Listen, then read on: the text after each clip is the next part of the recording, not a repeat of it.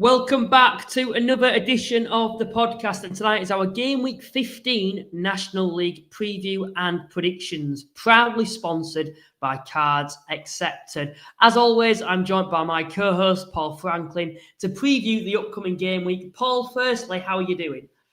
Yeah, I'm good. Luke. A little bit tired. I didn't get until 2:45 this morning on my travel back from Latvia to watch the England game. So, yeah, I was travelled sort of late last night to get back home. So a little bit tired, but glad for the trip. It was good fun. Yeah, it absolutely chucked it down, didn't it? The whole time there. What was that like? Yeah, it wasn't too bad. I don't know anyone who watched the game, but there's stadiums that I've been to in the National League and the lower leagues that are miles better than this one. I mean, it was.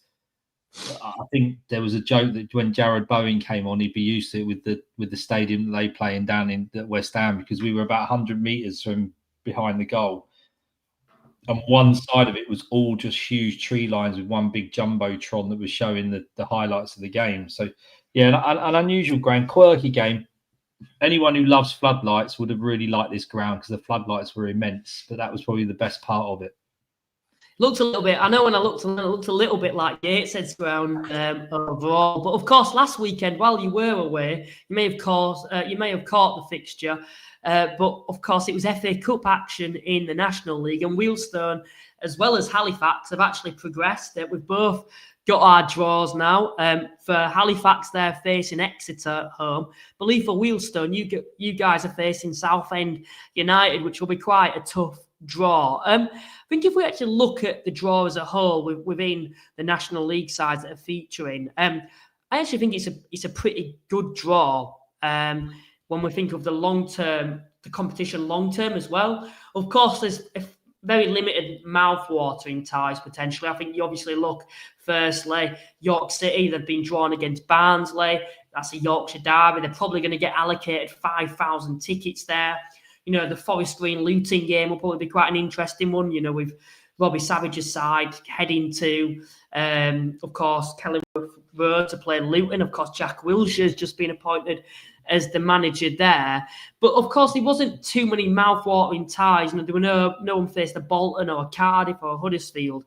But I suppose the positives to that for National League sides is, and for the National League as a whole, is 7 round of fixtures are between non-league sides, which means that there's going to be 7 sides that are going to progress to the second round and be one game away from potentially facing the Premier League. For you, when you think of that, how positive is that for the division, or was you hoping for potentially a few more mouth-watering ties potentially? I mean, if I'm honest, when you look at, I tend to look at the teams that have struggled, and you look at the National League teams that have struggled this year, like even those that got through the playoffs, the likes of Sutton playing Farnham Town over two legs and just getting through in the last minute, etc. So it's interesting how the National League teams, and you have to analyse what 11 are they putting out? Are they concentrating on the league? Is the FA Cup a big draw for them? You'd hope to think with the National League that most teams would want to at least get to the second, third round. Potentially, you're earning sort of 60 to 100 grand in prize money alone if you get as far as that. So, yeah, I think it's great for football that we have that many teams going through deeper into the competition and could play a Man United and Arsenal or Tottenham, like we saw with Tamworth last year play Tottenham. But yeah, I mean, not a hugely exciting set of fixtures in the FA Cup. Unfortunately for National League sides, I think look at Hemel Hempstead Town drew Wigan. They were well pleased with that. I mean, that was a great result. Them beating Yeovil with 10 men down at Vauxhall Road, and then drawing Wigan away, who won it not so many years ago. So National League teams have struggled this year. There's some that got through. There will be some that get through again. The likes of Wealdstone playing Southend. Not a great draw for Wealdstone, but Southend are going to bring 1,000+ fans. It's a winnable match at home for them, and you've got to look at earning 45 grand as a pot winner going into the second round. So this is it always gets exciting. Personally, I'd like to see Wealdstone have a good run. I think it will do the club good. We've just got a new investor. It'd be nice for them to see the club on a national scale in a competition like the FA Cup. So it is what it is. You've got to play the teams that you've been drawn. You've got to be professional, and you'll see the managers and how many take it seriously, not with the teams they put out on the day. In terms of potential upsets as well, there's a few potential ones, in my opinion. You look at Halifax hosting struggling Exeter in League One. That's a 552-mile round trip for Exeter. So coming to Halifax, who won 5 games on the bounce, I think actually 6 games on the bounce in all competitions now for them. For me, overall, you look at that and you'd probably say that's a winnable game for Halifax as well. Boreham Wood, who have been on excellent form as of recent, towards the top of the National League. They're coming up against a Crawley side that are struggling in League Two. And there's a few potential upsets there. And there really is that chance for a lot of National League sides and even non-league sides in general to potentially get to that third round and face a Premier League side. And we've seen, what it's done to sides in the past when, they've gone on a cup run, the finances that it's brought into a club. I think Lincoln's a prime example when they were in the National League, getting to the quarter-final for them, added that extra, finances that probably was part of the reason that it got promoted that season because, they had the money to be able to invest that even further into the squad to ensure, that they got promoted. And I think for sides like Halifax and Boreham Wood, particularly with their strong starts, a lot of EFL sides or potentially even richer National League sides will be looking at their star players at the moment in January in terms of EFL sides. Now, if they've got extra resources and they've got a cup tie in January, that'd be the third round coming around the corner, there's that potential there for a lot of, those players to maybe stick around, likes of Halifax or the likes of Boreham Wood rather than being headhunted by sides with bigger budgets. Coming on to another topic, of course, we've seen 2 managerial departures in the last week. Of course, that is Hartlepool United and Aldershot Town, who are now looking for new managers. I think we'll start things off with Hartlepool. Of course, Simon Grayson is now the 8th manager in just 2 years to have been dismissed at Hartlepool United. The Pools currently sit 12th, picking up 18 points from a possible of 42. They actually exited the FA Cup in midweek to step 2 opposition in Gainsborough. Summer signing Alex Reid was actually named on the bench for Hartlepool, yet was actually pictured watching a game on a live stream from home. It's quite a chaotic situation there at Hartlepool at the moment. Of course, there's protests against the current owner. A lot of them want the owner out. I think in terms of the investment in the summer at times, I always look at Hartlepool and think, they always make some quite acute signings, some statement signings, but they just never give the manager a chance, do they? And it did feel like that. I don't think it was a horrendous start. It certainly wasn't an ideal start for Hartlepool, sitting 12th. They want to be breaking into the top 7. But potentially, if they'd have given Grayson just that little bit more time, the results would have started to come there. What's your thoughts on that situation overall? Well, when you look at it, Luke, and we talked about it in the past, haven't we? They signed Alex Reid, Jermaine, the lad from Barnet up top. They're just not producing the goals. If you look at the stats and the league, only Brackley have scored less goals, but I think they've let the least amount of goals in. So, I mean, from an entertainment point of view, irrespective of who the manager is, it must be hard work watching them because they don't let many in and they don't score many. They've got a +3 goal difference, and that's where they're at. And they've drawn the most games in the league. They've drawn 6. Forest Green, we'll talk about them later, probably drawn too many at 5. You can't. They've got to win football matches when you've got the investment they've made. And I think you're right. It's not necessarily the investment they've made. It's the fact they don't give the managers a chance. Absolutely don't give them a chance. And I don't know whether, there's protests over the owners, like you said, and they've not been happy with, is it Mr. Singh? They've not been happy with him for a number of years. And clearly, this chap has decided to part company with Simon Gray, which was a bit of an odd one. I don't think it would have been on anyone's radar that he might get sacked. I think they would hope that they would produce slightly better results than they're getting.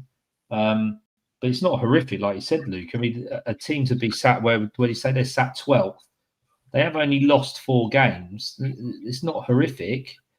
Admittedly, 2 of those have been in the last 2 games. So I don't know whether they were looking at the dip in form as well and thinking, that as a change got to be made. They're not scoring goals. They've lost a couple now. And we know, if you don't score goals, if you don't get goals in, you're going to at least draw a game, which is shown with them 6 draws. But someone like Hartlepool need to win more games. They need to win more games. They need to be in that top 6. Who's going to come in though, Luke? As you said, 8 managers in 2 years. Who are they going to turn to now? It's nuts. And because that manager has now got to deal with October, November, December, 3 months before he could potentially get his own players in. So really, really difficult one.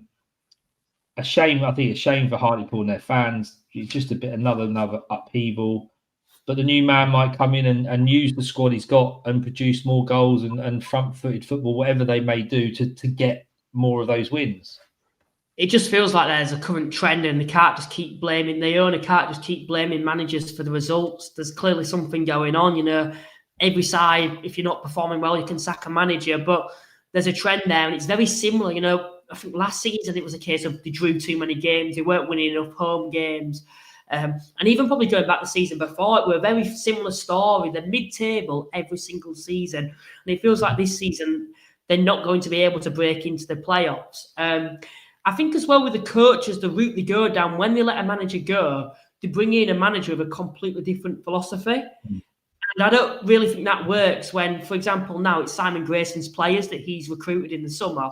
If they go to an attacking-minded coach, then it'll unsettle the squad. I actually think overall they've got a lot of good attackers there, and I've been quite disappointed in terms of the lack of goals for them. Alex Reid, you've seen him in person for a full season or 3/4 of a season at Wealdstone, and he's a prolific goal scorer at this level. There's no doubt about it. There was a reason that there were a lot of sides in the summer wanted to bring him in. Hartlepool brought him in, and it's just not worked there. It didn't work for him at Oldham. He went to Wealdstone, went on a great run there. Hartlepool had brought him in. I think everyone felt now, right, this is where he can really push on and become a consistent goal scorer at this level. And, the start of the season for him has just not been ideal at all. And things like on Tuesday night, of course, we don't know the in-depth circumstances there, but he was named on the bench, yet was actually seen at home watching the game on a live stream. It's just very strange to me there. And I think there's more to it than just Alex Reid. I think the whole club as a whole just feels like a little bit of a shambles at the moment with everything that's going on there. We speak about the potential next manager to come in. There was one name for me that I would have liked to have seen there. But if I'm being brutally honest at the moment, looking at Hartlepool, I'm not sure who can come in and really, turn their fortunes into going on a bit of a playoff charge or potentially heading towards getting back into the Football League. Because at the moment, it just feels like there's too much upheaval off the field for them to be anywhere near the playoffs and promotion. No, you're right. And the more that he changes managers, is he going to put other potential managers off? Is he going to put potential signings off? It's a really difficult one because they just need a bit of stability. They clearly want to be in the EFL. They don't want to be in the National League. They're big enough not to be in the National League, but they've been there before. They've got out of it. They weren't able to hang on to the EFL status and they've come back. So all under Mr. Singh. So something's got to change. And will this next manager be the person that can change them? But it's really, really difficult, mate, to sort of see where they're going to go. That they could salvage their season. Like I said, they're in 12th. It's not that bad. Convert some of them draws to wins because they're not losing too many, not letting many goals in. Let's just see who gets in and whether that will be that new manager bounce we talk about to sort of push them on. Because otherwise they're going to have another sort of mid-table stagnant season potentially. You mentioned it there. I think a lot of managers are going to start being put off by, being appointed or going for that Hartlepool job because it just doesn't feel like the owner's giving him a chance. So if he is, there's clearly issues off the field there that's stopping Hartlepool from actually progressing as a football club back into aiming to at least finishing the playoffs. Because, last season I thought they underperformed. The likes of Disaroo were there, Waterfall, even Cleary, who came in towards the end of the season. There was a lot of quality there across the board. And this season, I felt, although they lost a few key players in the summer, like some great Disaroo and Cleary, I felt like they replaced them pretty well. Jermaine Francis coming in, of course, at Braintree was excellent for them. Of course, he actually signed for Barnsley, Barnet in the summer. Yeah. Alex Reid, as we've already mentioned. Daly came from Harrogate, I believe, who'd previously done very well at the club in his previous spell there. There's a lot of quality within that squad. I feel like there's a proper spine there. And I do say there is potential with that team to really push on. But it just feels like something off the field is stopping them from pushing on. And I just don't think you can keep blaming the manager for the underperformances there. There's clearly issues that a lot of us probably aren't aware with. And, I see Hartlepool fans, I've always felt with them, why are you complaining about the off-the-field issues? You're bringing in good players. But I think if you're an actual supporter, there's clearly more to it there. We've seen, media outlets being banned from being able to cover the football club. Jeff Stelling, of course, I think doesn't go to home games anymore because of it. Who's a big personality at Hartlepool and was previously part of the board there. So there's clearly a lot of issues at Hartlepool at the moment. And I think the only way, when I look at it, for them to push on now, and I mean really push on in terms of getting back into the EFL, is actually by changing ownership. But it doesn't feel like the current owners wanting to sell. I'm going to ask you it anyway. Who would be the ideal replacement for you overall? Oh, bloody hell. Will they look at someone like Mike Williamson purely because of his location, up in the northeast with obviously played Newcastle and was at Gateshead. He's out of work. Luke Williams may come into the frame. Would Mark Cooper go up there? I don't know. Is there a coach that they might dig out of the EFL or the Premier League that's in the academy system that some other clubs have done that recently? You've also potentially got Scotland to consider in terms of or whether they would come down, but a tough one. But yeah, Mike Williamson would probably be my shout. What about you? Probably Paul Hurst. I think I rumour him with a lot of jobs within the National League because I just feel he's a coach who knows how to get a side out of this division. He did it with Grimsby. I think I've actually rumoured him to the Hartlepool job in the past when they were looking for managers. And I just feel it'd be the ideal one for them. He creates a winning formula there. I think there's a couple of players as well who he's previously managed at Grimsby. And I think he'd make them a very hard team to beat, which in all honesty, I still think they kind of are quite a difficult side to break down just on the forward front, where I don't think they're getting enough out of the attackers. I've seen the likes of Jermaine Francis being played at wing back in the past. He needs to be playing in that number 10 role. That's where you'll get the best out of him. And they need to be getting Alex Reid back in the side and playing his football that suits him because he is a game changer. He can score 20 goals a season in a Wealdstone side that survived on the final day with the players around him at Hartlepool. Who knows what he's capable of doing if they can get the best out of him. I wanted Tommy Ridgerington to go, if I'm honest. Of course, he's just been dismissed. Well, he didn't get dismissed. He parted company with Aldershot. A lot of unforeseen things there, why he actually left the football club. But I suppose for him, it wasn't a case of him being sacked. I don't think it was a case of Aldershot actually wanting him to leave the football club.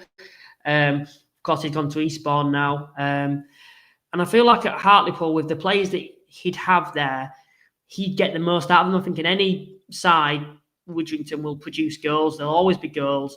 And I suppose the difference between Aldershot and Hartlepool is Hartlepool actually have a consistent defence as well, which means he probably wouldn't leak as many goals if he went there. And going forward, although they haven't scored many, I think there's clearly attackers there that are capable of scoring goals. And in an attacking type of style, I thought that would have been ideal for Widrington to go there. Geographically, it'd have made sense if he moved back up north where he's originally from as well. But for me, I think at the moment it'd probably have to be Paul Hurst. I don't think there's anyone else out there that really stands out to me that's going to make any change at Hartlepool overall. But in terms of Aldershot then, of course, they mutually agreed to part ways with Tommy Ridgerington. A little bit more difficult one for me. Ridgerington's had a very specific style and unique attacking style at Aldershot Town that's been entertaining. I think a lot of Aldershot fans have been very disappointed to see him go. So is it a case of finding another coach that will produce this entertaining football, or are they going to go down the route of maybe bringing a more conservative type of coach? Who would you like to see at Aldershot? Kind of putting you on the spot. Well, I know that personally, I think he would get given an opportunity, but also the Shots fans like him is Scott Davis from Slough. Yeah. Ex-Aldershot player, up-and-coming manager, loves his football. I'm fortunate enough to be able to have a chat with Scott every now and then. I do know him, and I catch up with him when I can. He's Slough's local to me, so I'll keep an eye on there. And he's doing a very, very good job with limited resources at Slough in a league like the National League South. The club themselves have really been going from strength to strength, and that's in no small part to what Scott's doing on the pitch with Tony Fontanella, his assistant manager, and Jefferson Lewis, who's with him as well, who's a well-known journeyman within the non-league circle. So, I think someone like Scott Davis, that kind of player, you look at National League, the Worthing managers has come into the league as well. So National League South managers are quite popular to come into the National League. Who knows? Interesting that Caroline has sort of said here she's a channel member, supports the Shots. I've no idea, but ex-players haven't worked out in the past, and that it's a real gamma. I was listening to Team to Talk Sport, and someone asked Simon Jordan his opinion on Jack Wilshere going to Luton as an example, and he said every managerial appointment is a gamble. There's no set formula for it to be a success. I think one exception may be potentially Pep at the moment, but even he's had his struggles in the last couple of years at Manchester City with all that they can have. So, it's a really difficult one. They probably weren't expecting Tommy Winterton to go. I wouldn't foresee that. We don't know what's gone behind the scenes, Luke, in terms of why he's left. Is it something that's been building, and the opportunity to go to Eastbourne, which is one of his previous clubs from 13 years ago, was that just too good for him at his stage of his career and his age and his health and everything else? There's a number of factors. Or was it just Eastbourne have made an approach? It's an offer that he just couldn't refuse, and therefore Aldershot, you'd like to think there's some succession planning in every football club in case this happens, but who knows how much of that succession planning is in place? How far down the line with it are they? So it could take them a few weeks to appoint someone. I mean, Alan Dowson is a trusted pair of hands. He's been at Woking. He's been around the non-league circles for a number of years. I'm definitely looking forward to his interviews because he's got such a strong Geordie accent. Who knows what, part of the time you can't understand what he's saying, and he's when he gets going. So he's a trusted pair of hands. He's gonna have to sort of hit the ground running. Where are they on Saturday? They're at home on Saturday. Could they get a win? They're playing Tamworth, a winnable game. So I think they're in good hands in that short term, but that longer term, they're going to have to find a manager. Yeah, of course, with Aldershot, they're a side that have kind of been pondering around the drop zone before Widrington came in. I think when he came in, they had that really good season, didn't they? Where they just missed out on the playoffs. And the previous 2 years have been lower mid-table, yes, but I don't think they've been in any serious danger of going down. And they've played some very entertaining football, and it just depends the route Aldershot want to go down. Do they want to progress as a football club in terms of, kind of playing to their means in terms of being more defensive-minded and harder to beat, maybe how we've seen Halifax in the past?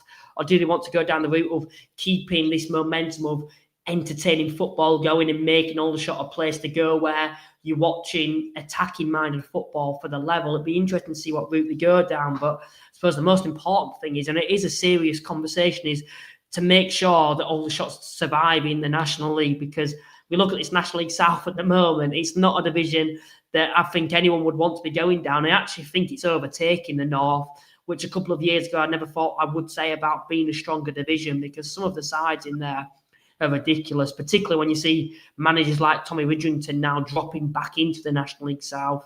But no, we'll come to the live chat quickly, just see what people have been saying. Get your comments in, guys.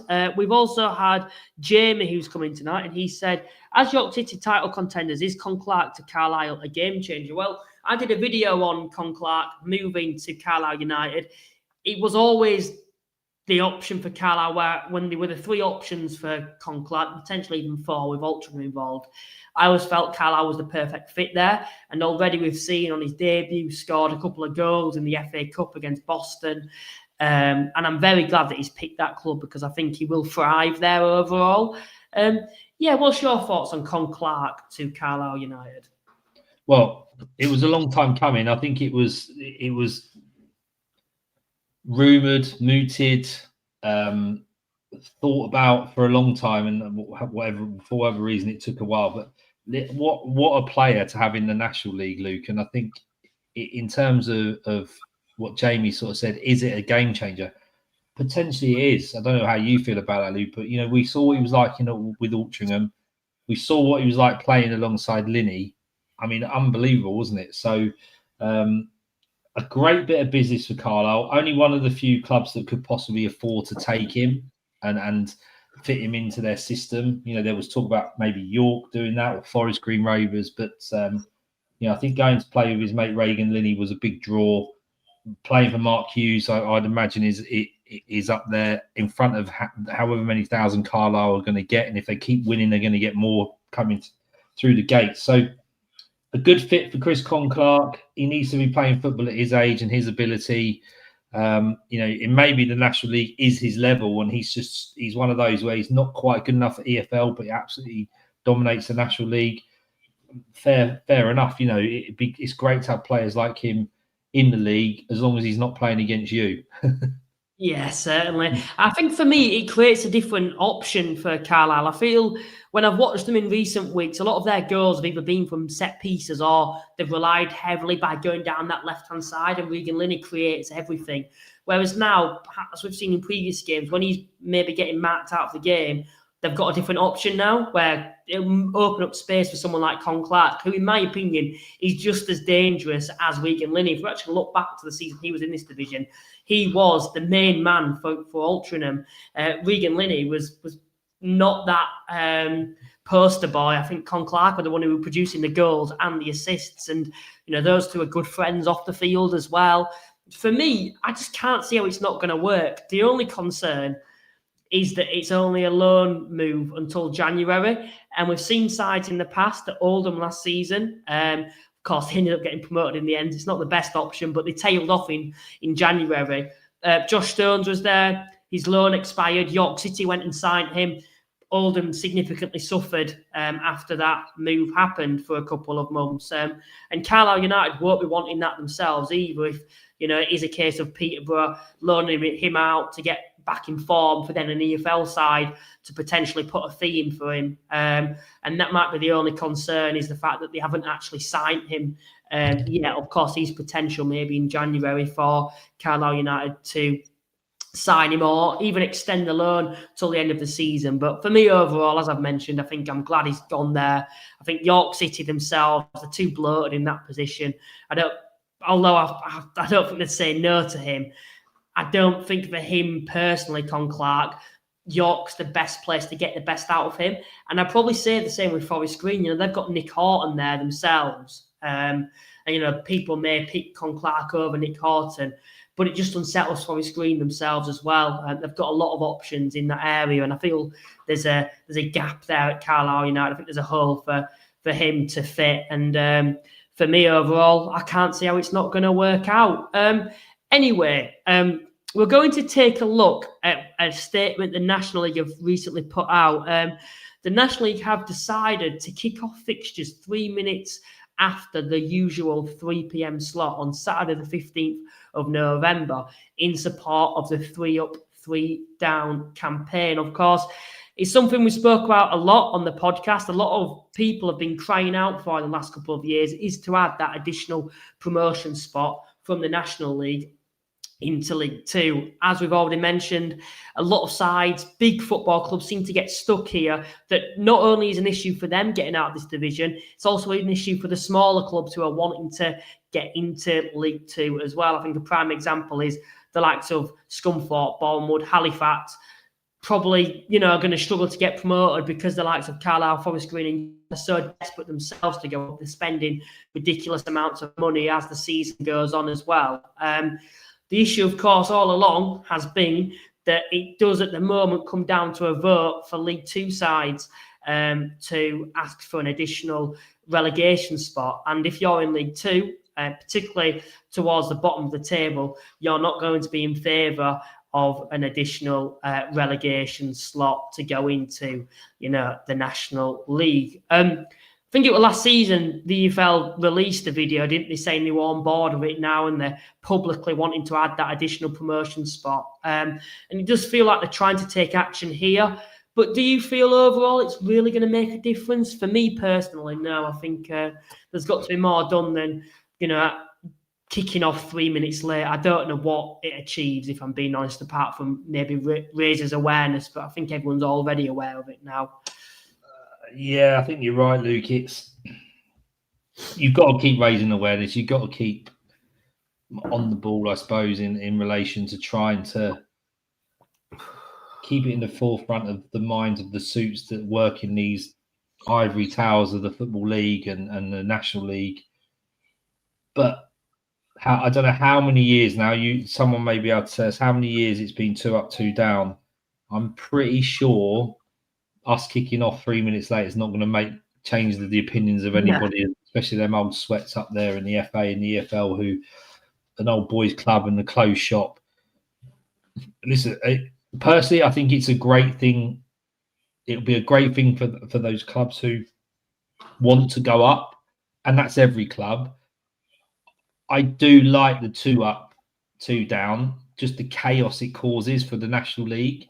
I completely appreciate that 3 up, 3 down is the sensible thing to do, and it should be the thing to do. But I do like that 2 up, 2 down because there is a massive scramble against those ex-EFL teams, those aspiring EFL teams, which is all of them in the National League, but the serious ones, the ones that are realistic, to have to try and scramble for that one playoff spot if they're not going to get promoted. So from a spectacle in terms of the league, and we've talked about the Vanna drama, how bonkers it is, I think 2 up, 2 down is great. And I think the playoff system is great because it keeps so many teams entertained right up till the end of the season. With the 4 down, 2 into South and 2 into North, you're only talking a few teams at the end of the season who've got nothing to play for either way. So I like that as a spectacle, but I fully appreciate and respect those that want 3 up, 3 down. And that's what I would like to see because that's what it should be. No two ways about it. That's what it should be. Unfortunately, the likes of me and you, Luke, and the many thousands of National League fans and the administrators of the National League football clubs and the owners and the board members, no matter what we try and do, no matter what we try and say, 3 minutes kickoff late, producing videos, talking on forums and blogs, and unless there's an appetite to change in those ivory towers of the EFL with all those old sweats and those suits who I think are probably a little bit too far removed from what football is about, we ain't going anywhere. It's just not going to happen. And I have no idea. Like I said, I think the resistance to change is that fear of more losing their EFL spots than they already have because of the way they're run, because of the way they recruit. Tough shit. Get on with it. Deal with it. Cut your cloth accordingly. Be better at recruiting. Have better managers. Be more consistent, and you won't go down. So, personally, I think it's wrong. We should have it, but I like the idea of not having it because it causes such a drama in this league. I think it's quite a controversial thing for you to say there, but I slightly agree. I'm torn between it overall. I think the right decision would be to add an additional promotion spot. I think it needs it. I think I think everyone can probably agree, it's a 90% full-time league now, the National League overall. The right thing to do is add that additional promotion spot, particularly when you're looking at the size of and the magnitude of some of the sides that are competing in this division now. However, for me, unfortunately, I just can't see it happening anytime soon. I look back to the 22-23 season when we had the chaotic Wrexham Notts County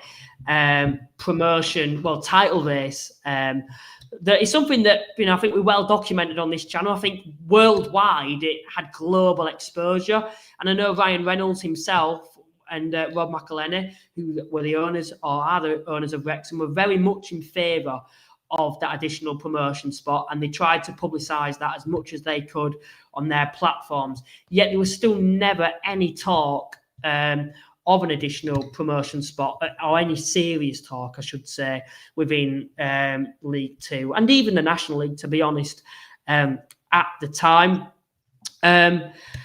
So for me, I just can't see anything. I can't see anything happening anytime soon. If I'm being honest, I think the easy way out for League Two or the EFL is to just ignore the National League.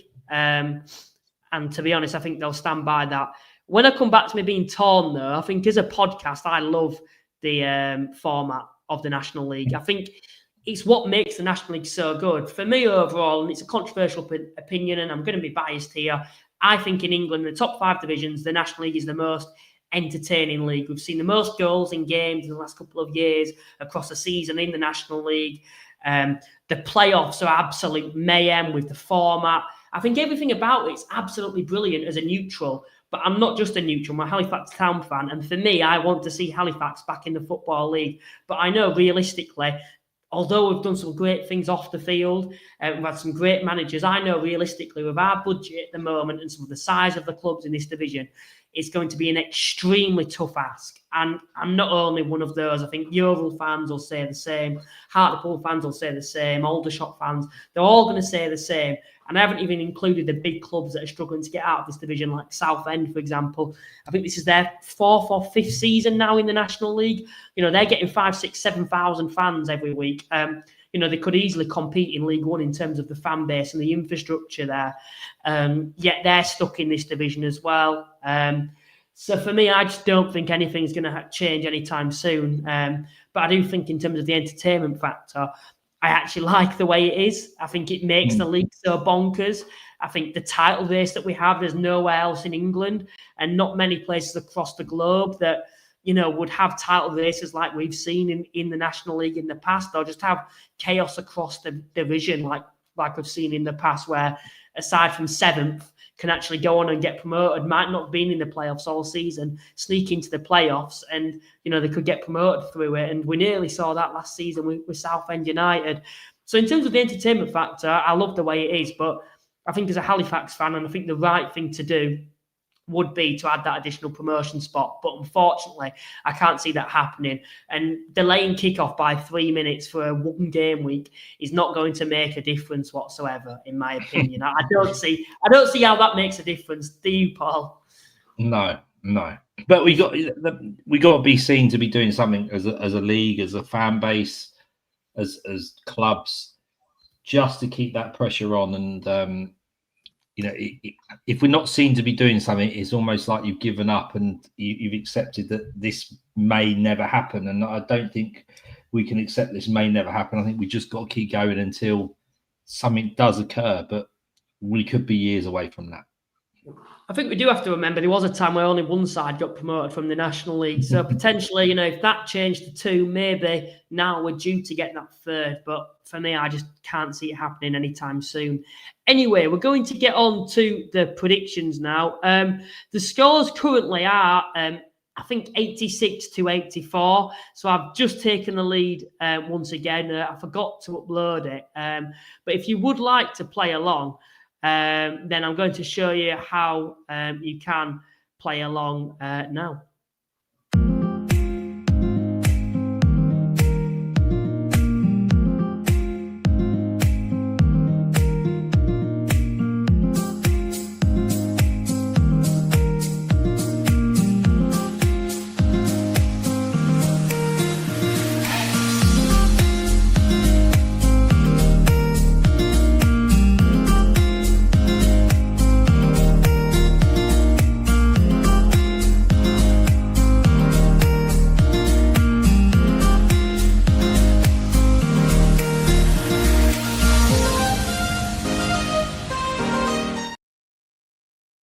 Just before we get into it, please remember to like and subscribe to the channel. We're trying to get to 3,000 subscribers by the end of the season. I think we're only like 6 away from 2,600. So if you can do that, I would really appreciate you do that. And if you'd like to become a channel member, it is just £2.99 a month. But moving on to the first fixture that we're going to preview this game week, it is Solihull Moors versus Braintree Town. Of course, for the Moors, new manager in charge. Of course, knocked out of the FA Cup against Ebbsfleet. So not the ideal fixture for Chris Millington. Of course, he did get a point on his debut against Eastleigh away from home, which I thought was a very good point. As for Braintree themselves, through the FA Cup, but struggling in the National League towards the bottom. How do you see this one going, Paul? Not the most exciting game of game week, is it?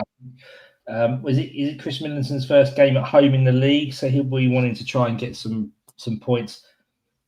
Braintree, we know, have struggled, Luke, and fourth from bottom reflects that. Yes, not an exciting game. I don't really know what too much to say about it, to be honest. I think Solihull at home with the new manager are going to be favourites. Is it too early to call it a 6-pointer? You look at Altrincham and Woking, that's a similar sort of situation. These teams have got to start trying to pick up points, especially against teams around them. I think that's really important. I don't think Solihull are going to have any aspirations of getting in the playoffs unless they go on some remarkable run. I think they've just got to consolidate now under Millington and see where it takes them. So it's Braintree clearly fifth from bottom is going to be where they're going to look at as a minimum. So yeah, neither team are going to want to be beaten. Both teams are going to look at this as a winnable game in the circumstances at this present time in their league seasons. So I've gone for a very safe 1-1 draw. Solihull Moors under a new manager now. I think they're going to become really well organised, which they probably haven't been throughout the season, and very hard to break down. Coming up against a Braintree side that I've had down to struggle this season. I don't think it'll be a cracker, as you've mentioned. You've got a defensive-minded Solihull, which I expect against, a Braintree side that don't really offer too much going forward themselves. I think both sides will just be desperate to get a victory here, and I think Solihull will edge it. I don't think it'll be pretty, but I'm going to go for a 1-0 Solihull Moors win. Next fixture, Aldershot Town versus Tamworth. Aldershot actually threw the FA Cup against Dorking Wanderers away from home, which I think is a pretty good win for them. It potentially was a bit of a banana skin, not being far away, and Dorking themselves usually do pretty well in the National League South, ex-National League side themselves. Aldershot, in terms of the form, though, in the actual league, need to get back to winning ways. I think it'll be a difficult task against an informed Tamworth side who are just outside the playoffs at the moment. Aldershot managerless themselves. Be interesting to see the way they actually play now without Widdrington's attacking, minded style. Is the new temporary manager coming in going to want to carry on from what Widdrington left off? For me, defensively very vulnerable at the moment, and without a coach for going forward, I think Tamworth will be able to win this one. I'm going to go for a 2-1 Tamworth win. How do you see it going? Oh, Luke, great minds think alike. I've done the same. I think what you've got to look at with Aldershot is very young side, especially defensively. Widdrington's had to bring in loans and young lads. And like you said, how Alan Dowson sets them up might be completely different. Might not want them to be so gung-ho. I mean, when you look at the stats, it's ridiculous. They've scored 27 and let 31 in. I mean, absolutely mental figures, at this stage of the season. But I would imagine that Alan Dowson will be a little bit more pragmatic around his approach to that and probably hope to not let as many goals in. But I wouldn't want to be coming up against Tamworth as an Aldershot player at the weekend with no manager. They'll clearly do their homework on Tamworth, but Tamworth will get the ball in the box, use restarts, set plays, dead balls, try and get the ball in the box, crash it in there, do what we know they do. And it could be a long afternoon for Aldershot. But with that new manager coming in, who knows But I agree with you. I think Tamworth have just got the ability to win this 2-1. Moving on to the next fixture that we'll be taking a look at. Two more sides desperate to get back to winning ways in the National League. Altrincham won a horrible run in the league. And as for Woking, out of the FA Cup now for them. And of course, dropping points at home to Truro when they were last in action in the National League. You want to be winning your home games, particularly against, relegation strugglers. It's been quite two underwhelming seasons so far for both sides. I think Altrincham, you look at them, you look at the injuries. They've got a lot of players coming back for this one. For that reason, I think they might just edge it. I'm going to go for a 2-1 Altrincham win. How do you see it going? I've gone with a 2-2 draw. I mean, they've got one win in 10 games between them in the over the last 5 games each they played. They need to start picking up what they're both essentially fifth from bottom. Goal difference is just keeping them, one of them higher than the other at the moment. I saw Altrincham play against Wealdstone down at the Vale the last time out, and wasn't overly impressed with them. Not compared to what we've seen, what they've done in previous seasons with resources they've had. It's just really, we gave them a bit of a goal, and they just weren't at the races, and they're just not firing, and it's really concerning. Is Phil Parkinson potentially one of the next managers to go? I think we've 7 managers in the National League have already gone this season. I think we never had Tommy Widgerton on our bingo cards of managers to go, but I think Phil Parkinson has got to be one of those that could be under threat if their results don't pick up, and could Neil Ardley. But I don't think Woking fans want another change. I think they need a bit of stability. Whereas obviously Phil Parkinson's been at Altrincham a long time. Has he taken them as far as he can? Do they need a fresh set of eyes on it? So I think important for the managers, important for the teams to get something out of this, and I'm going to go for a 2-2 draw. To be fair, if someone does win this match, it could be the start of momentum that either side, needs to be able to climb away from the drop zone, because I think neither side really see themselves as two sides that should be in a relegation battle at the moment. Altrincham, the progression they've made over the last couple of seasons, fell short in the playoffs 2 years ago and then missed out last season just. I think the issue for them this season is they don't have that replacement for the likes of Linney, or even going back to Conn-Clarke and the likes of Newby that they've had in the past. Feels like this season no one's really stepped up going forward, and they've lost that attacking talent that they had. And I don't think injuries have particularly helped them either. As for Phil Parkinson, I suppose you could say he's under a bit of pressure. I know even Altrincham fans I've spoken to have actually, said that, they think that maybe he's taken the club as far as he can. For me, I think what he's done at Altrincham is phenomenal. We have to remember where they came from. They were 2 leagues below the National League now. They were step 3. He's got them back into the National League. And to be honest, he's had them competing like they've probably never competed before in the history, if we're being honest, in terms of the strengths in sides they're coming up against now. This isn't a National League like 30 years ago when Altrincham were last competing towards the top. They've now got some huge clubs they have to come up against. And Altrincham, to be fair, in the last couple of years under Phil Parkinson, have competed. Just feels like this season it's been an awful start for them. A lot of injuries have affected them. Potentially recruitment in the summer hasn't come off, and they haven't found replacements for those players. I do feel it'd be a bit harsh to sack Phil Parkinson, but to be fair, it depends the direction Altrincham want to go in, how ambitious they are as a football club. Maybe now with them being a full-time outfit, there's that pressure there where, thanks Parkinson for everything you've done for us, but we need to be aiming to get back in the playoffs. And the way they're playing at the moment, they're in a relegation battle, and we've seen a lot of sides slip through the net in the last couple of seasons. And either one of these sides could quite easily slip through the net this season too. Moving on to the next fixture that we're going to have a look at, it will be Boreham Wood versus Eastleigh. Boreham Wood have just been professional throughout this whole season.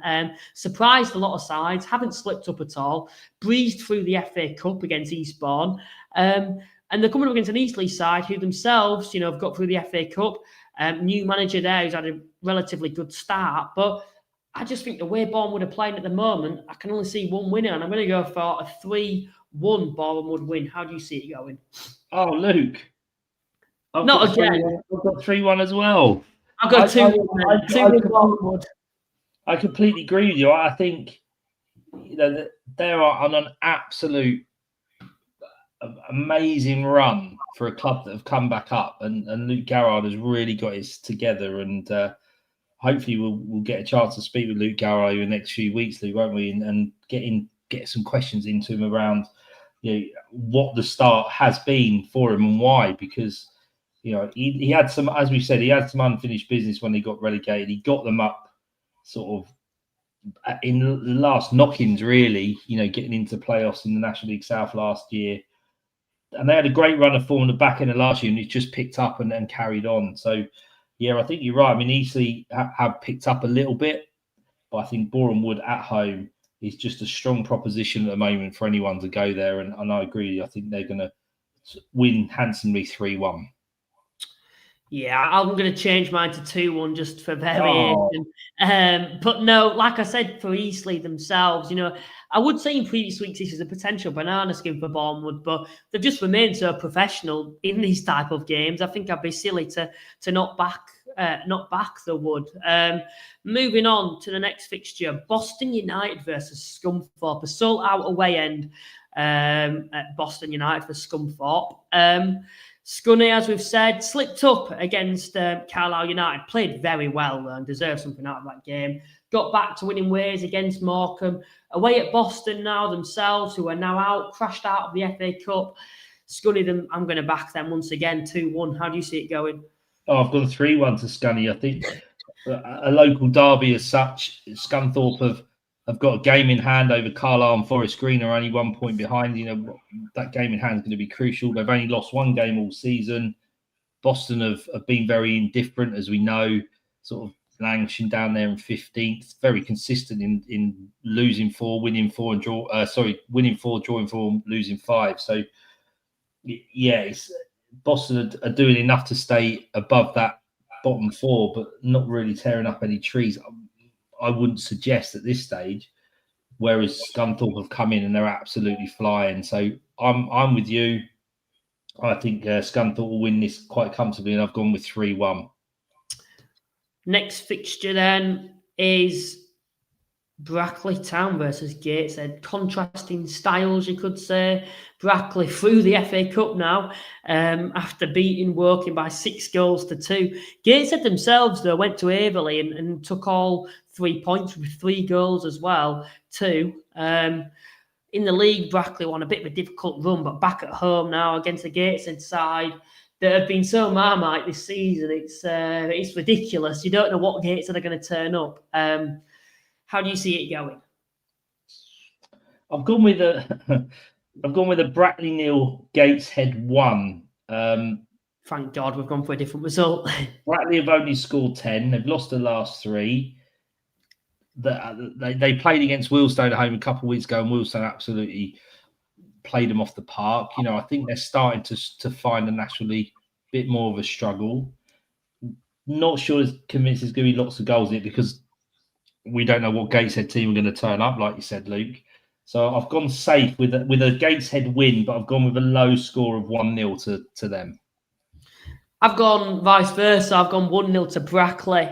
Don't score many goals, but quite hard to break down. And I think the question is, will Gateshead be able to break them down? It was quite a difficult one to call, this one. All the other predictions have been quite set on, whereas this one is probably the most difficult at the moment. Gateshead, I think a bit of that raw talent is really starting to show in recent weeks, you might say, with some of the individuals that they've got there, the likes of, Adom, who's there going forward. There's a few couple of youngsters that are really catching my eye recently. Newton as well is another one, and of course Kyle Hurst as well going forward. And potentially now they're more established and settled in at Gateshead, potentially we're going to see more of them on the forward front, because in the league.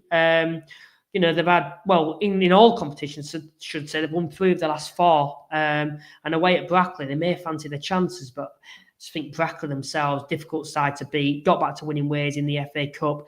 I just thought against Halifax, they were quite hard to break down, but just didn't really offer much going forward. A really physical side, and maybe they'll be able to bully Gateshead, but we will have to wait and see. Moving on to the next one is Morecambe versus Southend. Speaking of managers under pressure, for me, I'm starting to lose faith in Morecambe's manager at the moment. I like the sound of that project. I really did, and I wanted it to come off there, but it's just not working. And I think the Morecambe ownership need to hold their hands up and just admit that they got it wrong and find a replacement because it's just not working at the moment. I understand it's going to take time after the takeover. I understand players are coming back to full fitness because a lot of the players they had to sign were, of course, players that were out of contract and not playing for clubs previously. But he said by October everyone will be up to full scratch, and they've crashed out of the FA Cup now, lost a lot of money because of that. We're coming towards the final third of October. For me, we're getting to a point now where Morecambe need to be brave. They need to make a decision, otherwise it's looking like they're going to go down. They're already there's already a bit of a gap creating between them and safety at the moment. And a tough fixture against Southend, who got through the FA Cup. I can only see one winner, and that is Southend 2-0. How do you see it going, and what's your thoughts on the whole situation there? I think from the outside, it's very much what everyone else's opinion is it had great potential. They came in with a bit of fanfare, the owners, and decided to change Derek Adams, which seemed a bit harsh, but they decided that's what they wanted to do. Derek Adams fought tooth and nail to keep that club alive and help with payments to staff and everything else. So this new manager was going to have to do something quite special, and I think did they get a win or a draw in their first game, and you all thought it was going to go well. They started banging goals in and letting goals in. They're quite entertaining. But they've just been an utter disaster. He signed over 30 players. I don't think he knows what his best 11 is. Then they've crashed out of the FA Cup. Their only win actually was against Wealdstone, and they were 3-0 up, and Wealdstone pulled it back to 3-3. They nearly even mucked that up, Luke. It can't continue, because I don't think Morecambe can afford to be in the National League North. I mean, they're lucky they're still going, and we appreciate that, and it's great they were, but we talk about Neil Hardy being under pressure. We talk about Phil Parkinson being under pressure. Will they have the balls to go and get rid of this manager that they brought in, which is their guy? Yeah, I think they need to, and I don't want to see any manager get sacked. We don't want to see managers get sacked, Luke. And we, like you said, I'm with you. I wanted them to be successful, but something's got to change, because I think on paper, you look at the squad that they've assembled, it is a decent, strong squad. And I think you're right in terms of getting stronger and fitter every week. They don't seem to be getting any better because they're not winning football matches. So, yeah, tough one. I think this is going to be an easy afternoon for Southend. I said they're going to win 3-0. Southend need to pick up results. We could talk about Southend all day long. Yeah. I know a Southend fan who's come in today, and Shrimper06, who's listening for Bratislava, and he's talked about them drawing Wealdstone, which we touched on. But someone like him will appreciate that Southend need to win this football match. We talk about Morecambe and their struggles. Southend's inconsistency in their performances, I don't think, have enamoured too many of their fans down on the south coast. So I think it's a great game for Southend to come back to after the FA Cup break and start to try and get a bit of momentum, because it's just they need something. They beat Aldershot 3-0 last time out. Can they get a second win against Morecambe, another 3-0? Then all of a sudden they'll start getting a bit of momentum and hopefully a bit of form for their fans. You've mentioned that you think Morecambe has got a good team, but this is a ruthless league, and we've seen good sides go down in the past, and that's why I feel they need to make a decision. They can't just keep hoping to bide the time and something's going to click, because the route they're going down, it's not going to click, and it'll either won't at all or click too late. And in Morecambe's current position, they've got new ownership now. you've got to forget about a case of, or at least you've got a football club. Yes, it's great you've got your football club back, but you don't want to be dropping into the National League North, because that's when you get stuck there. Scunthorpe themselves went down, stuck there for 2 years before they came back up. York City, they've been stuck there for a couple of years in the past. And I feel that, like I mentioned, Morecambe, they need to be ruthless in terms of, bringing in a new man there, because the route they're going down, they're going to struggle. And I suppose I have sympathy for Ashford, Johal, but I suppose he's probably a little bit too naive to the division, and really, was it the best option for him to go somewhere like Morecambe, who just needs a bit of stability at the moment? I don't think so. I think someone like Derek Adams remaining there for even just a short term would have been the ideal option to do, in my opinion, overall. And I feel for Ashford, potentially it's going to wreck his reputation long term in getting another job. And I do feel like if the job was right there and the club was stable, maybe, he's a capable manager. He did very well at youth level and internationally, but I just don't think it was the right option at the time, and it's probably had a detrimental effect on his reputation overall there. So I suppose the owners have to take responsibility for that. Moving on to the next fixture, Rochdale versus Yeovil. A bit of a banana skin for Rochdale, though. Of course, they've lost to York in the FA Cup, lost to Halifax a couple of weeks earlier. Of course, still sit top of the National League. Yeovil themselves, though, have made some great additions recently. Oliver Ball has come back. They've signed Michael Afete today. They're scoring a lot more goals now than what they were doing. I think this will be a bit of a banana skin, me. I'm going to go for a 2-2 draw. How do you see it going? Not as a banana skin as you. I've gone with Rochdale 3, Yeovil 0. Yeah, I mean, listen, Afete and Nurse at wing backs is good. They've got a bit of strength in depth. Richard Dryden has come in and continued after Mark Cooper's gone, and he knows the squad and the team because he was with Cooper when he was there.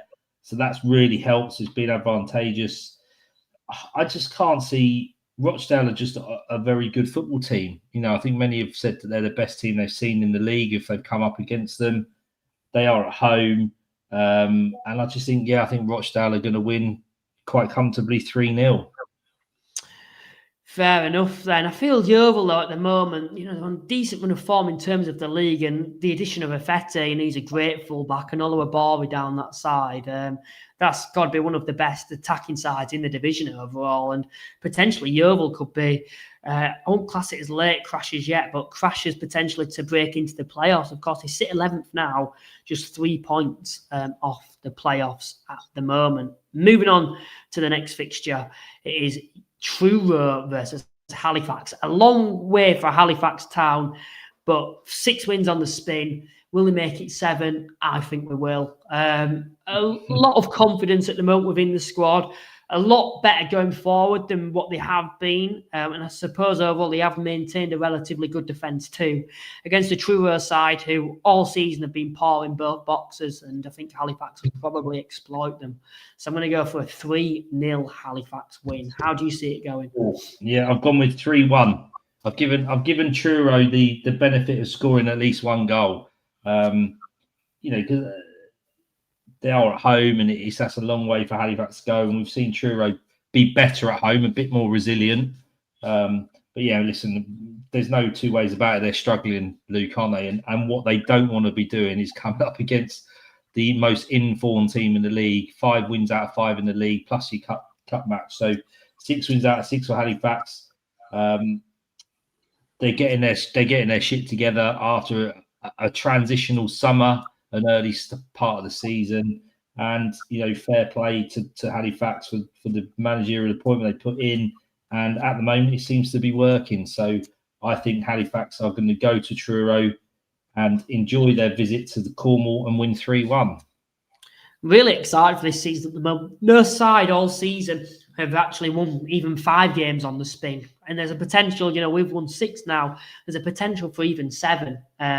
So, I'm really excited with Halifax this season. And I suppose Millington's left some really good foundations there for Lakeland too. potentially take us on maybe to that next level in terms of the actual style of football. Millington was very effective in terms of making us compete for the playoffs every single season with the budget we had. But he's left a good squad there for someone else to come in and bring in a more attacking-minded philosophy and potentially take us on to that next step, which it feels like is realistic at the moment. We just need to hope that we don't lose a lot of players in January and we don't have a significant amount of injuries either. But then again, we've had a few key injuries already and we've seemed to deal okay. Moving on to the next fixture, it is, of course, York versus Wealdstone. Banana skin for York, I have to say. Of course, winning the FA Cup. Relatively good start, a few slip-ups for Maynard, coming up against his old club in Cox, who, Wealdstone themselves, I think at the moment, we've seen them this season take points off the better sides. I think they beat Southend. They lost. Did they beat Southend? They've beaten one of the big boys, I'm sure, this season. Yeah. All right, okay. Could they do that again, do you feel, Paul? No. Not this weekend. Listen, Will's only going to go there with a huge amount of confidence. They managed to dispatch Whitstable Town on Saturday, and yes, they were a 7 side. It did incredibly well to get through to that part of the FA Cup, and congratulations to them. They put up a good fight. Wilson were hugely professional and did what they needed to do. So they're going to be buoyed by that. They're going to be buoyed by the fact that they've gone to York in the past and have won and have competed. So we're not, Wealdstone are not going there thinking they're going to get drubbed. The challenge they've got is, they're coming up against a side that are very, very good going forward. Stuart Maynard's the way that he plays. If they click, they can score goals. I think from York's perspective and Stuart Maynard's perspective, they need to be more consistent now. They need to get more wins. I mean, we've been asked a couple of times in the chat, can York win the title? Are they title contenders? We can't say they're not with the quality they've got, the fact they've now got Stuart Maynard in. They've decided that's who the manager's going to be. On the whole, he's done okay. There's been a couple of sort of slip-ups, if you like, but they've just got to be more consistent and get more wins, I think, and it will come. And Wealdstone will give them a good game Saturday. No two ways about that. Wealdstone compete in every game they go into. What they've just got to learn not to make those mistakes in both boxes and try and be a bit more resilient against some of these better teams. But they've got to be happy with Wealdstone. Got to be happy with their return so far. Those draws can we turn to wins? Those losses can we turn to draws? But to be where we're positioned at the moment, hugely satisfying. Sam Cox is doing an amazing job on the budget they're in. Those boys will go there on Saturday and they will compete, and they've got every chance of winning. I don't think they will, and I think York will win 3-1. For me, with York, I just feel like they need to be a little bit more ruthless overall in terms of the games. I think I look back at fixtures like, even the Forest Green game, on the road, it's a really good point, but I thought they were the better side in that match. I thought they edged it, and, on another day, they could have gone on to win, and maybe that's one where you need to be going there and thinking, yeah, it's a good point, but, I've got potentially to win. You look at the Solihull game, absolutely dominated that fixture, went and lost 1-0. They just need to be more clinical and more ruthless, like potentially how we saw against Carlisle. That's a fixture where, they absolutely took them to the sword. And it just feels like I look at some of the results and they need to be doing that a little bit more on a consistent basis. And I suppose that will come when they get that momentum, when they go on that, 5-winning streak run. That's when I think sides will start to fear York. I suppose at the moment, a lot of people, Wealdstone fans, will be quite optimistic, thinking, what, we've had a relatively good start here. Who's to say we can't go to York and get something? For me, I think York will win, but I think it'll be quite a tricky one. I'm going to go for 2-1 York win overall. And that brings us on to the final game and the featured game. We've got 2 more games. Sutton versus Hartlepool first. This is on DAZN, I believe. Sutton through the FA Cup, of course, new manager at the helm. Hartlepool, we've spoke about them a little bit. I'm going to go for a 1-1 draw. How do you see it going? Oh, I've gone with 2-2 draw. So I've gone with the draw. Okay. Like we talked about, Chris Conn-Clarke through the door, good win versus Scunthorpe. Forest Green, I think they've dipped a little. They need to score a few more goals, don't they, Luke? They're in the top 7. They've drawn the most, although they've only lost 1. So I think, when we spoke to Robbie Savage earlier in the season, and he spoke about their XG and their chances created, and he was really buoyed by that. Had they dipped that little bit? Do they just need to be able to sort of get a few more goals and maybe, like York, just be that little bit more ruthless to turn those draws into wins? But I've written down on my sort of piece of paper here exactly what you've written, Luke. Game of the week, I think it is. It's a 6-pointer at the top end, if you want to call it that. Yeah. And 2 very good football teams, 2 very good managers. You got the manager of Wales, who used to manage the captain of Wales in Robbie Savage. So, there's a bit of, I suppose, rivalry and wanting to get one over each other, sort of on a friendly basis on the sidelines as well. So it's got everything. It's got everything there to be a really, really good National League football match. And I think neither team are going to want to lose, and it will be an entertaining 2-2 draw. Oh, I said 2-all. There you go. I feel Carlisle, with the addition of Conn-Clarke, gives them that other option, that other attacking outlet. And I think that there's more opportunities to cause Forest Green issues. At Brunton Park, a big crowd there. Feeney as well. At the back, they've got a really strong centre-half to complement Hayden now. I feel like Carlisle, potentially, this is where they could take it on to that next level. But they're coming up against the Forest Green Rovers side, who have only lost 1 game all season, and that was to Rochdale. I don't want to go for the same prediction, but I can't see any other one. I don't. There's no, for me, suggesting that one of the sides is going to take all 3 points from an outside perspective. And I think nobody goes, so I'm going to have to do it. We'll have to go 2-all. We'll have to both agree on this one, Paul. I think this will be a crack up. It'll be a really entertaining one. And I'm glad Carlisle have now got Feeney back and they've brought in someone like Conn-Clarke, because I think a couple of weeks ago I'd have said Forest Green will go in and be ruthless and take all 3 points. Where now I think it'll be a little bit more interesting. And, the added spice of, Hughes and Savage, 2 massive personalities within this division now. It should make a great spectacle. I know there's owner promoting it on social media, and I think it deserves to be promoted overall. But a few people come in with their predictions. Let us know your thoughts. If you want to know how to play along, there was a video earlier. Anthony, I know you've mentioned a little bit about polls. We've spoken about them in quite a bit of detail earlier on in the podcast. If you want to rewind, if you've not seen it, then please do that. But that more or less wraps up the podcast. Please we have done Sutton Hartlepool. We have, haven't we? I said 1-all. Oh, we do. Oh, right. We'll go back to it then. Sorry, we did Carlisle Forest Green 2. When you said 1-all, I didn't realise you were talking about Sutton Hartlepool. Oh, we'll come back to. Yeah, I said 1-all for Sutton Hartlepool, me. Oh, what about you? Well, so have I. Oh, dear. I'm changing that up. 2-1 Sutton. I'll put here Sutton, right? New manager, scrape past Farnham. Pools, no manager, sacked. Sutton,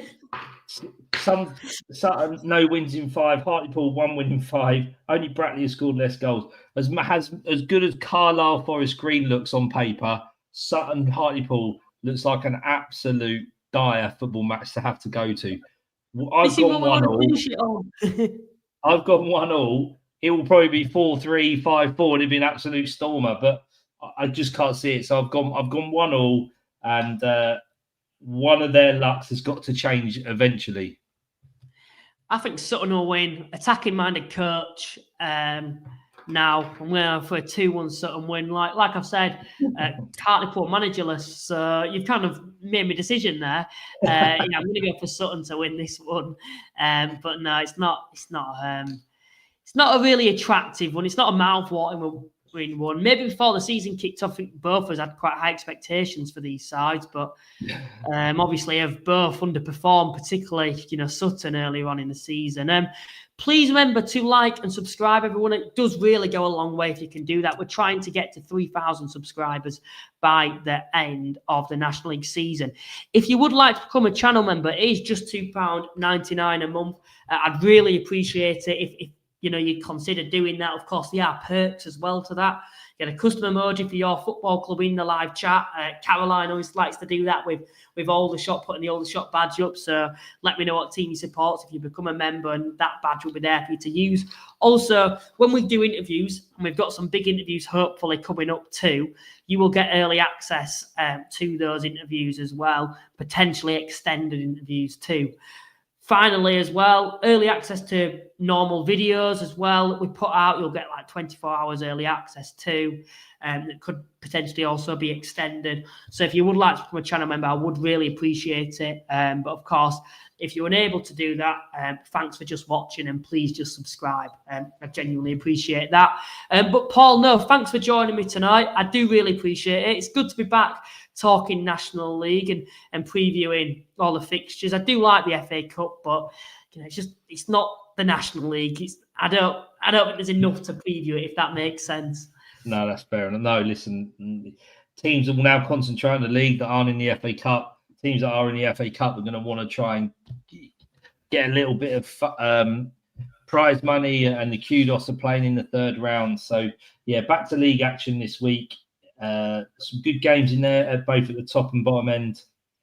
Tough to sort of make decisions on that, but wherever you're going to go and watch the weekend, enjoy it. Hope your team does well for you, and let's hope that I come up trumps against you in the predictions, Luke.